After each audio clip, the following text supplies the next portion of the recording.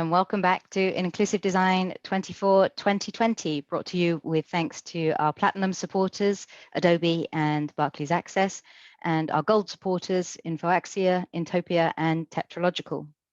A reminder that you can follow us on Twitter. Our account is at ID24Conf. And if you have questions for our presenter, please just use the ID24 hashtag and we will ask them at the end of the session. On that note, Seth, over to you.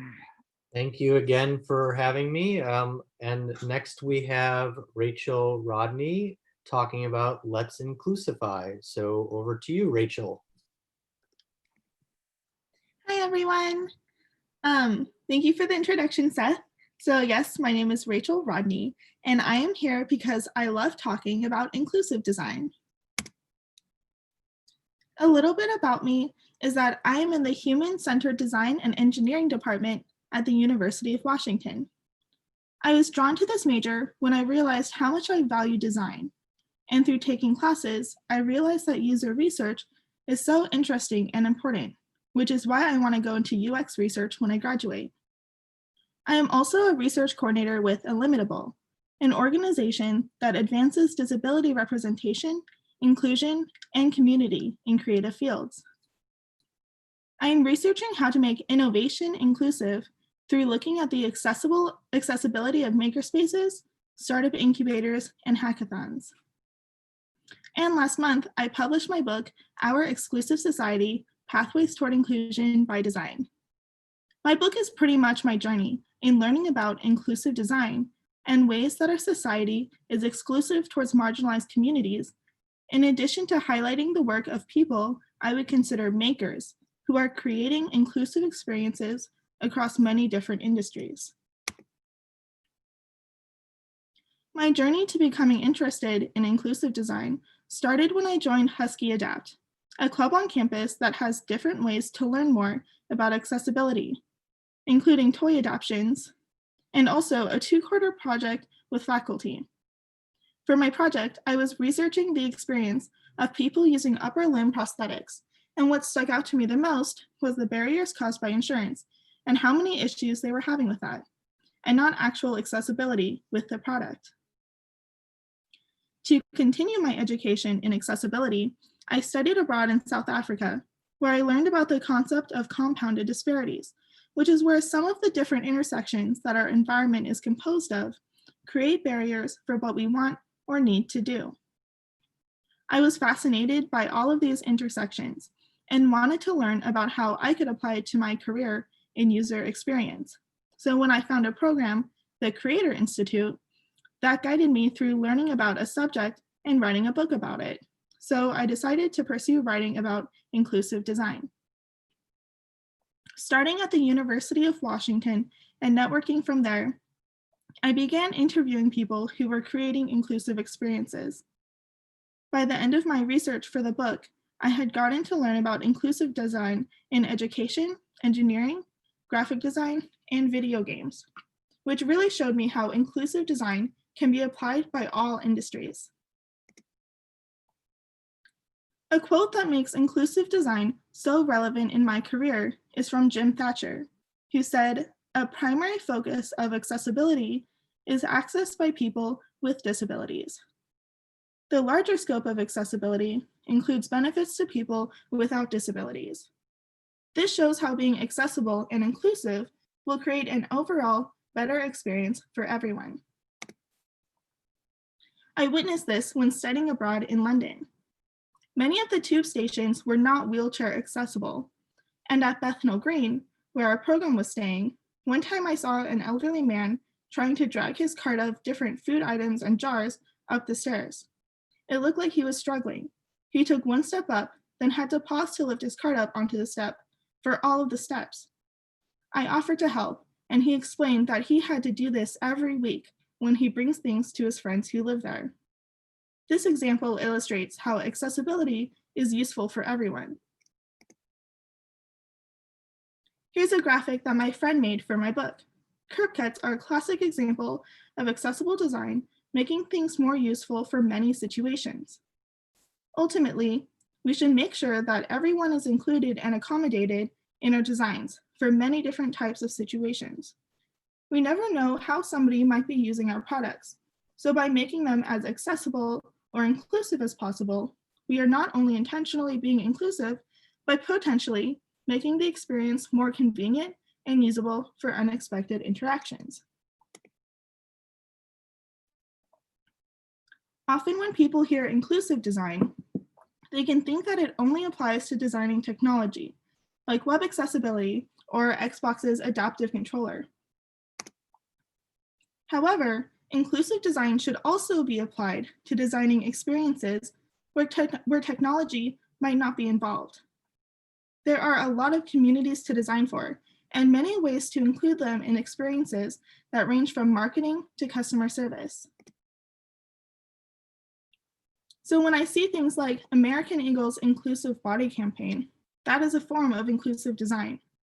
Through marketing, they are breaking through the stereotypically expected models and using models that represent a diverse range of body types, showing that their products embrace and are welcoming to everyone. This is designing for the intersection of marketing and diversity. Starbucks' Signing Store is another example. All of their employees are fluent in ASL, and a lot of their employees are also deaf, in addition to their interior design and art being commissioned from deaf artists. They also accommodate to be able to take orders from people who cannot communicate in ASL. This whole experience is designing for accessibility and customer service, which honestly is something I wish was considered at the cafes I worked for while I was a barista. Another example is something that exemplifies how designing for a specific marginalized community can make something more usable for everyone else. At the University of Washington, Beth Kolko, a professor in the HCDE department, led a team to create Drip Assist. Drip Assist monitors the rate of IV fluid and was designed at the intersections of limited resources and usability. The rural community that she was designing for didn't have the equipment for nurses to monitor the rate of IV infusion precisely, because they would often have to do the math quickly themselves for each patient. And they couldn't afford or have the resources to support the large expensive machines that were in, say, US hospitals. After a few iterations, this product was designed so well that it not only met the needs of the user, but is being used everywhere, in US hospitals, Doctors Without Borders, and the military. Overall, even though all of these intersections may initially seem separate, they are interconnected in the sense that they need to work together to create an inclusive experience. Going back to my time researching upper limb prosthetics, even though the devices themselves worked well for the users, the insurance made it really hard to even access the devices. Somebody I interviewed explained that if some people find that the prosthetic doesn't work well with them, they would tell the insurance, and then the insurance would stop funding the prosthetic. And that makes sense, right? If it doesn't work, why waste money buying it for people who won't use it? But in reality, the device works really well, except for some people, if they do not have the right resources to get the device properly fitted, and then that makes it uncomfortable. So the problem is not with the device, it is with the fitting that is caused by a lack of local therapists who know how to properly fit prosthetics. So then the disparity for one person might be limited resources, which then causes insurance to be a barrier for others. The most important takeaway I had from researching inclusive design was how to design inclusively by looking at the intersections that creates an experience. As we saw from the previous slide, what makes an experience exclusive is when there's a barrier between a person and an intersection in their environment. These intersections inform on what access or barriers that person faces and can include many things like culture, gender, ability, and economic status. However, there are many more intersections, and what we will consider when designing depends on the intended stakeholders and environment. One of my favorite topics in inclusive design is culturalization. I love traveling, And through studying abroad and meeting new people, I've learned how applicable culturalization is within inclusive design, especially when designing for international communities and also politics. Here's a marketing example by McDonald's. In 1994, when marketing for the World Cup Soccer Championship, they printed the flags of all of the countries competing on their packaging, like plastic bags. One of the competing countries was Saudi Arabia, who has a verse from the Quran on their flag. And in Saudi Arabia, it is disrespectful to dispose of items that have the Quran written on them. So by McDonald's printing the flag on disposable packaging, they were being disrespectful. And so because of this, McDonald's stopped using these bags. When you're on a team of people that all look the same and grew up in the same culture, it's hard to think of all the ways other communities might be different. When people design things, they often unconsciously imagine that the user of their products are going to be like them. If you have a team of people that all grew up in the same culture and have similar experiences, why would they even consider what other cultures are like? Now technology has created global access for not only products, but also to people. Companies are expanding and also moving to different countries. People are moving to different countries and establishing diverse communities. By 2044, the populations we consider as minorities are going to become the majority in the US. Since our communities are getting more diverse, culturalization is not limited to products being used overseas, but also to products being used in our own countries. We need to learn about and design for different cultures because with how global our world is, culturalization has some real and relevant consequences. To be successful, we need to know who we are designing for and have a diverse team that might know about these cultural differences. This is a sketch I did for my book, showing that when there is a team of circles trying to make a persona for a triangle, they're not really sure what to discuss about the triangle. But then, when there's a team of both circles and triangles, they're openly collaborating. So to be inclusive, here are 3 different things I found which needed to be considered and practiced. Being intentional, like making sure you have clearly defined your purpose in the project. Constraints leading to creativity, which is to show that having many constraints isn't something that will create a non-creative solution, but actually being innovative to use those constraints for creativity. And lastly, having a diverse team to be able to apply diverse perspectives in design. A piece of successfully being inclusive is being intentional about it. Define the users and intentionally educate yourselves about the different users and contexts in which the product will be used.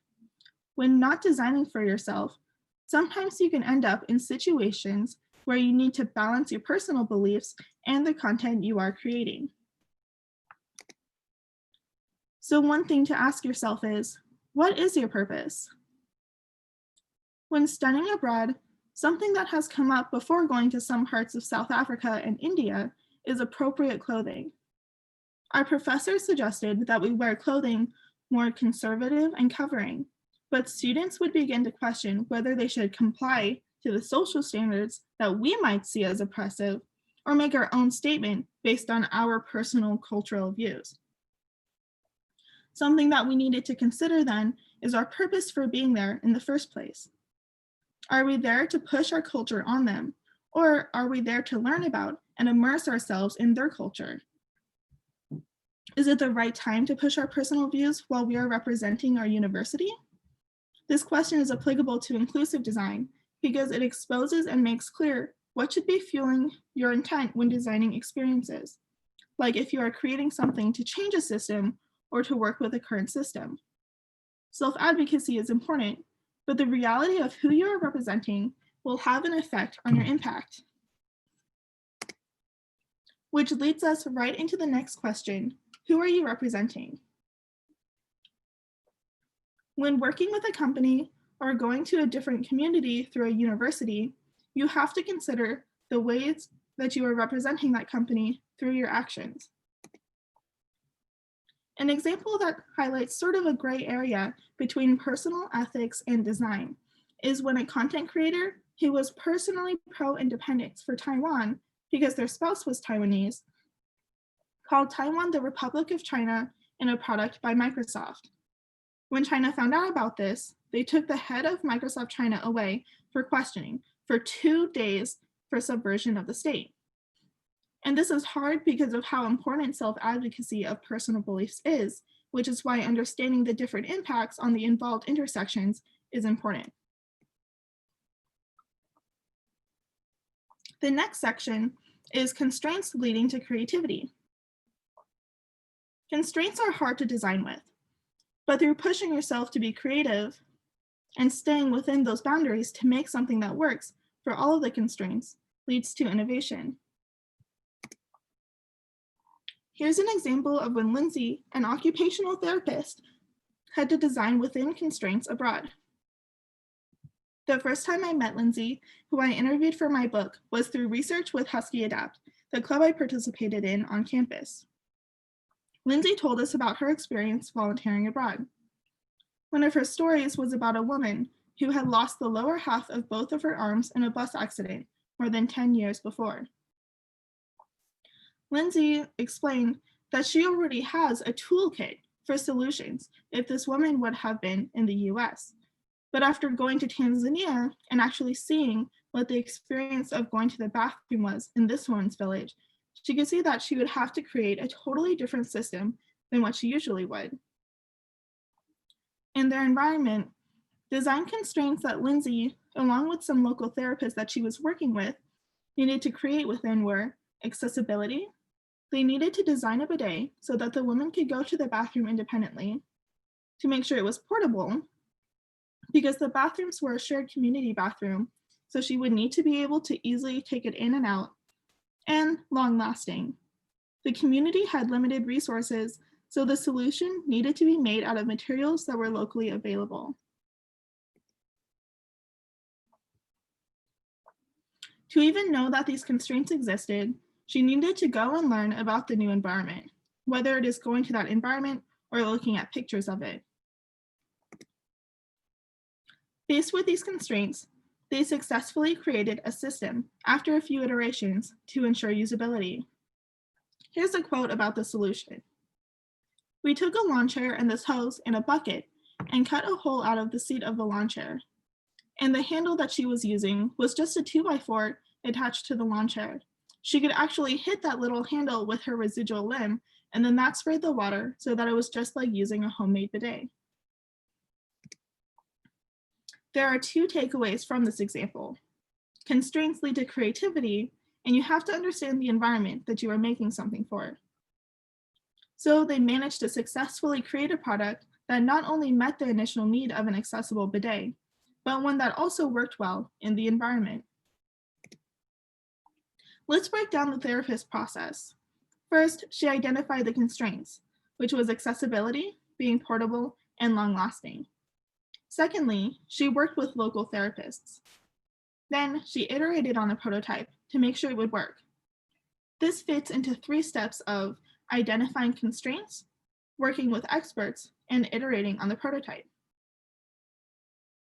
Another case study of using these 3 steps to create an innovative and inclusive solution is a system of testing water and soil in rural areas of India, which was created by FFEM, the Foundation for Environmental Monitoring. After talking to the co-founder of FFEM, Sam, he explained the processes that his company went through in order to create an accessible way to test water in rural parts of India. First, they identified the constraints. The cost of laboratory testing, because it is hundreds of rupees to get a water sample tested at a lab, and the ability to go to the laboratory. It is hard to get the water sample to a laboratory, especially for rural villagers. They made a field kit that costs 20 rupees and is almost as accurate as the lab tests. Then they worked with experts. FFEM, working with experts, is different than what Lindsay did. Lindsay was working alongside local therapists and the user herself, so she could ask questions and receive guidance while designing. FFEM recognized that they aren't experts in the solutions that people might need based on their test results. Plus, they don't want to just give people a tool to identify a problem, then not provide a way to fix it. So they will go with people who are experts for that specific area and be able to identify solutions that are both affordable and feasible for the environment, like what type of soil a farmer should try. The current product was iterated on many times. First, it just tested water. Then they tested it and found that testing soil to make sure that it was good for the crop a farmer was growing was also a need. Now they are continuing to iterate on their product.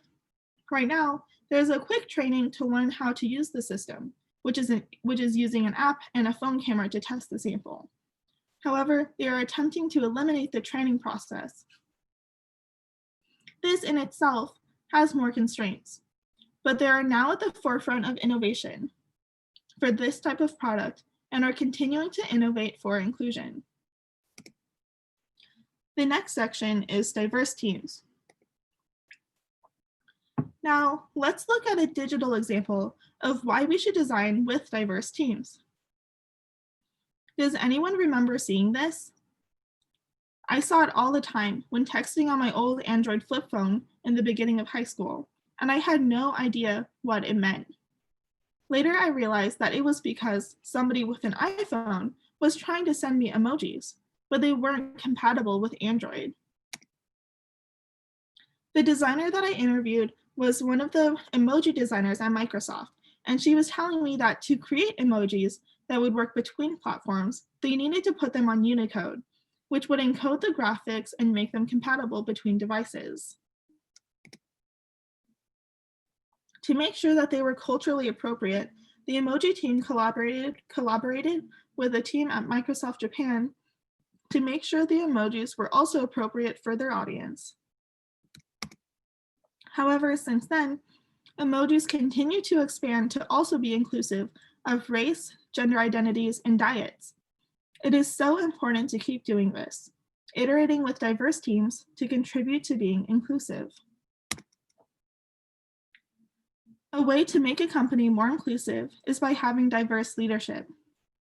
Leadership has a really big impact on how their employees feel.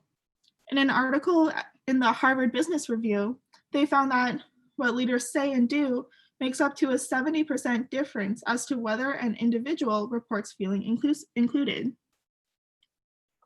I feel this personally.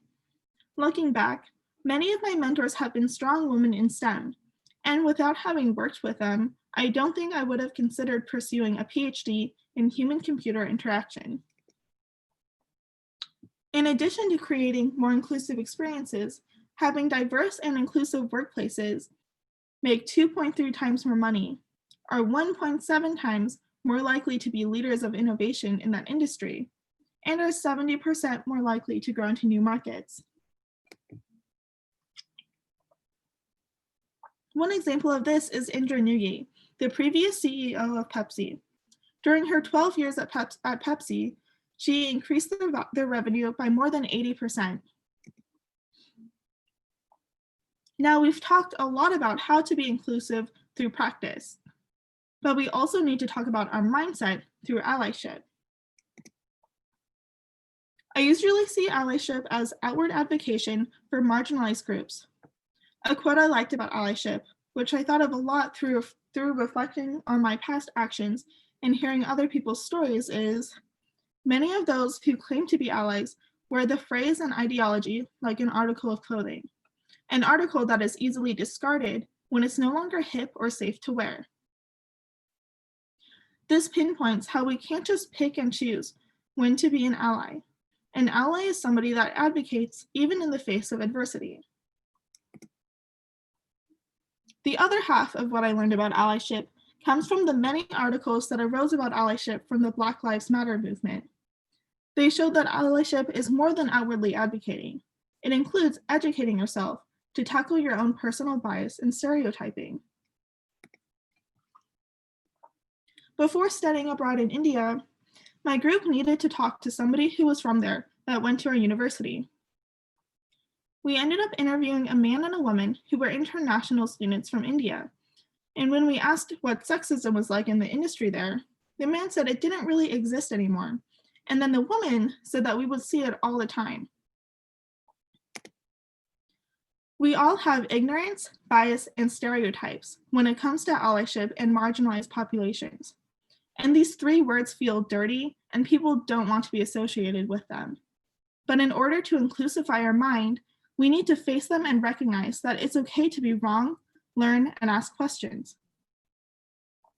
Then over time, through being wrong and learning again and again about different things, we will know how to advocate with not only words, but through actions. With our developed inclusive mind, we can start influencing others to also begin considering the impact of their work towards inclusion. So, a side note, I love reading books about historical fiction and magical worlds. My favorite right now is Bitter Blue by Kristen Cashore. This is the third book in her series, and it's similar to all of the other books I like to read for fun, with mystery, romance, and action. Something different about this series, though, is that one of the main characters loses his eyesight in an accident during the first book, Graceling. And at the time when I was reading this in high school, I didn't recognize that he had gotten a disability. But the author's note of Bitter Blue, which I read while writing Our Exclusive Society, hit me hard, because in it, the author is exposing herself as having done something that is unrealistic of the lived experiences of people with disabilities, which is that in the first book, she made it seem like the character's magic powers compensated for his disability, and she pointed out how disability advocates reached out to her and talked about this. She explained that this happened a lot in fiction writing, and that the message it says about disability is that you need superpowers to live with them. So the way she wrote about this character in Bitter Blue was different, and there were conversations in the book about what his powers enabled him to do and what limitations it had, and overall humanizes him as a whole person with a disability and with superpowers. I was impressed that the author wrote about this and tied in disability advocacy, and honestly, has shown me how I can also be wrong and learn through becoming an effective ally. Another concept that we need to examine within allyship and making our mindset inclusive is challenging our concept of normal. Normal isn't something that was created to apply to humanity, but it was. This toxic concept is something that fueled eugenics. I was shocked to learn that after World War II, eugenics continued in the United States. Here's a quote that shows how horrifically eugenics expanded into the 1970s. On a June morning in Alabama, a mother was told that her 12 and 14-year-old daughters needed shots. There were Latino women in Los Angeles and New York who couldn't even read the so-called consent forms. Gay men and lesbians, Cheyenne, Navajo, and Sioux women in the West, Black women in North Carolina, and in Georgia, poor whites. In New York City, a mother asked doctors to sterilize her 16-year-old daughter just because she was going to attend a mixed-race camp that summer. Throughout the whole world, even now, we hear stories about how populations are being assimilated, or there being genocide against groups of people based on their skin color or religion. And a part of why they are probably being treated like this is because they don't fit into the majority's population's idea of what normal is, instead of understanding and being okay with differences in society. Last year, I was going with a group of students to an end-of-year club party, which invited club alumni as well. Some of the students I was with recognized another person as an alumni, and they were talking about her recent trip to Asia. She was complaining about her lack of personal space in that country. She hated how people would reach out and touch her pale hair without asking. This alumni then continued to complain about Asian culture as a whole and their lack of respect for personal space. And she said, "But I know it's just because they're ignorant." In my head, I was like, what? How can you go to a different country and tell them that they are ignorant? Instead of basing her understanding on normal within the different culture she was in, she was applying her own definition of normal on them.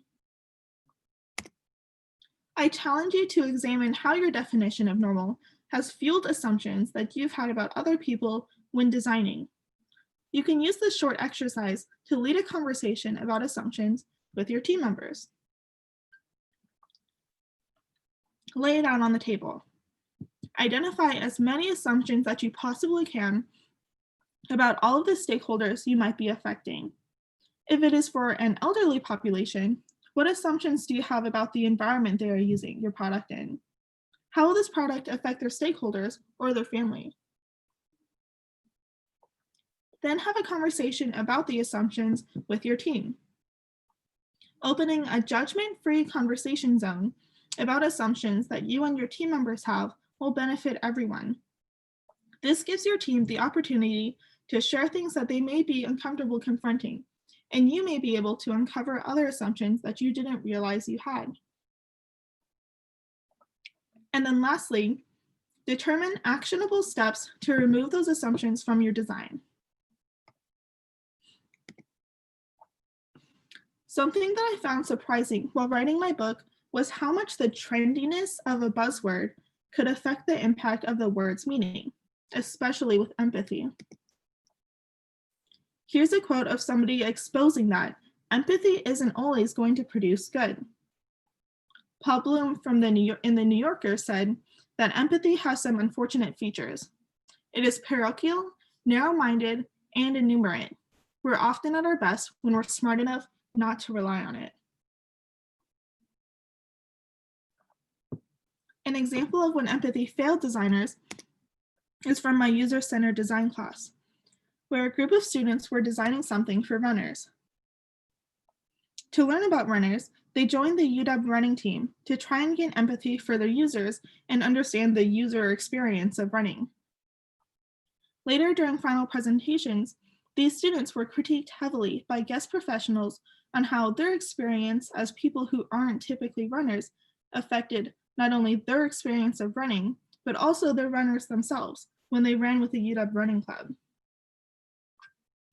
To be honest, my group would have done the same, and we considered it too, but we couldn't because our user group was mental health therapists. The critique that the runner group was based on was how, by trying to simulate being a runner, their assumptions of what running is like affected their perception of runners. This next example shows how the assumptions of trying to gain empathy had a negative effect. In an example by Dr. Silverman, there was a preschool aide who simulated being a wheelchair user to experience what it was like for the student she was with. And after that simulation, she started helping the student with things he already showed he could do by himself.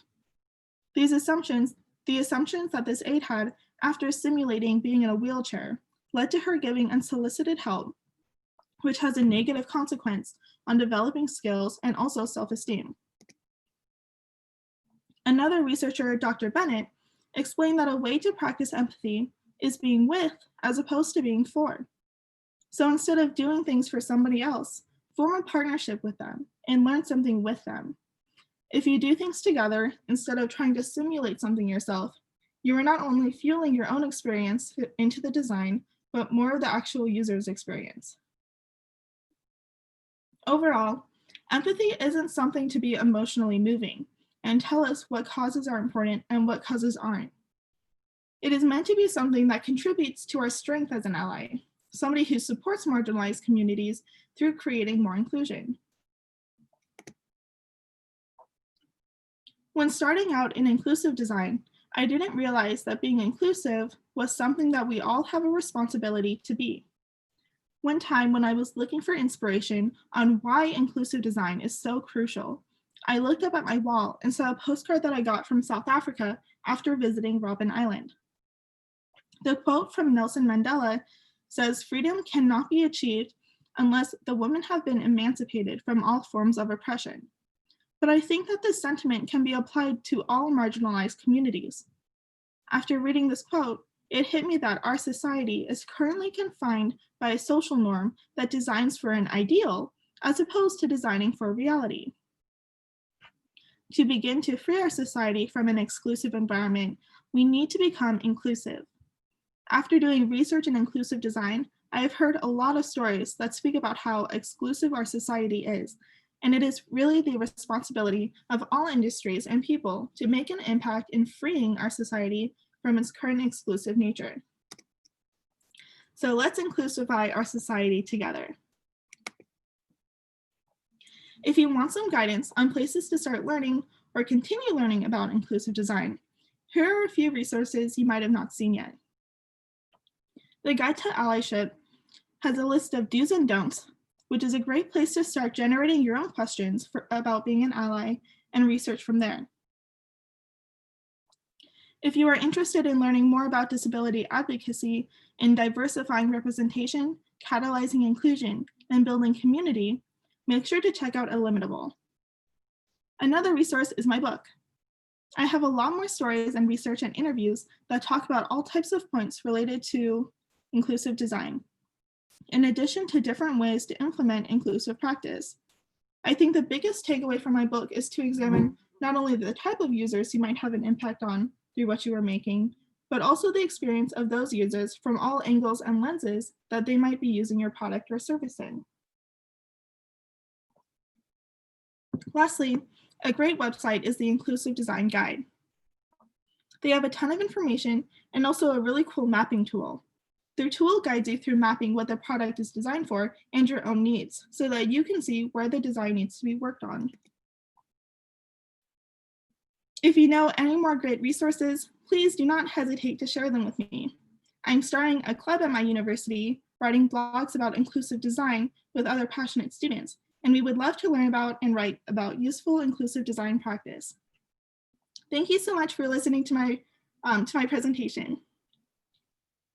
Thank you very much for sharing your presentation with us, Rachel. It was very thought-provoking, I think, to say that at the very least. You focused on some really important topics and some often quite difficult ones, I think, which is always particularly welcome. Seth, do we have any questions coming in, or do you have any? Yeah, actually, I mean, I thought that was fascinating because while I've been in digital accessibility and inclusive design for a long time now, my knowledge and experiences with the physical and other aspects that you had mentioned are just really fascinating. So thank you for that. I guess I have a couple of quick questions here. So what are your thoughts on using accessibility labs to experiment with what it's like to have a disability? When you say accessibility labs, do you mean just like a group of people that don't have disabilities who are testing using accessible tools? So I think, yeah, go ahead. So I was going to say, I think it's where, you might try to use a screen reader, blindfold without looking at the screen, or you might, try to use a touch screen with your non-dominant hand to get a sense of what, lower dexterity might feel like, those kind of experience sessions. Yeah, from what I understand, that's pretty common. But I think sort of like going off of the example of the person who simulated being in a wheelchair, you can sort of adopt some assumptions about your personal experience using those accessibility tools and seeing like there's all of these problems, but like maybe the person with that kind of disability has already sort of adopted like their own toolkit for how to deal with it. So maybe that problem's not as big of an issue that you think it is. So I do think it would be best practice to actually find people with the disabilities that you're trying to test for. Absolutely agreed with that one. Yeah, that's really spot on. This one might be a little bit more of a difficult question, but I think you had mentioned that if empathy is not the thing to aim for, how should we describe the effort to understand another person's point of view? I think empathy is still important, and it's definitely empathy is the way to understand another person's point of view, but it's more like the typical practice of gaining empathy, which is trying to simulate the experience yourself, and then that's where the assumptions can sort of come in and like alter like what you understand of whatever it is that's going on. So I think we just have to like look more at the ways that we're trying to gain empathy. And some examples from academic research that I've looked at is doing things with people with disabilities, for example, sort of like trying to learn a new skill together so that you can observe their strategies for learning the new skill instead of trying to like blindfold yourself and then learn this new skill from scratch. That makes sense. Empathy through listening to people who have these lived experiences, not trying to artificially create it in a brief sense. Especially, I think when you've got that safety net of knowing you can step out of that, you can take off your blindfold, you can switch back to using your dominant hand, to use my earlier example, and I think that safety net changes your perspective on it at all. But it sounds like you're advocating for listening to the people who have different disabilities, come from different backgrounds, and I think that makes a lot of sense. Do we have time for one more question? We do indeed, yes. Great. So a question from the audience: how do you feel Washington State's accessibility compares to other states in the US? Is the public transportation accessible, ? As an example? I can't really speak to other states in the US because I've only really grown up in Washington. But just, I guess, comparing the light rail to like the tube in London, from my experience, all of the stations, they do have elevators and they are more accessible than, I would say, like the stations in London's too, where you can see on the map that only a few of them have like a little symbol saying that these are the accessible stations, and it's not all of them. But I wouldn't be able to compare Washington to other states. I'll throw in my anecdote. In Chicago, which is where I'm from, I know that the CTA has similar to what you had mentioned about the tube. Like, not every station is accessible. Not every, bus stop is available. And I think Chicago's working on it, but it's not nearly as good as some other places that I've heard about. I don't know if there are similar differences between states, but I remember coming from the UK to the States as the first time as a blind person and coming to a road crossing, and it was in California, and they had this countdown. So I got halfway across the road and suddenly this voice starts telling me you've got 5, 4, 3 before you can get the traffic lights are going to change. We don't have anything like that in the UK, and it terrified the hell out of me because I didn't know how far I had to go to get across the road.